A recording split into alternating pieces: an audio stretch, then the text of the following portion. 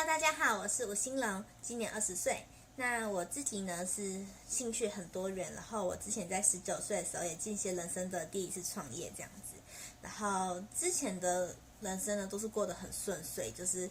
该干嘛就干嘛，什么好好考试，好好读书，然后到了可能要创业的时候，那就好好做。然后可是就在我大3的时候，我就突然的就是得了一个心理疾病，然后导致我非常的害怕人群，然后没办法去学校上课，所以这学期也是一个休学状态。那一开始刚做出休学决定的时候，其实我是非常的害怕跟茫然的，因为我其实就不知道说我该怎么做了，然后也会觉得很自责，就曾经我那些对我来讲那么简单的事情，然后现在却是一步都迈不出去。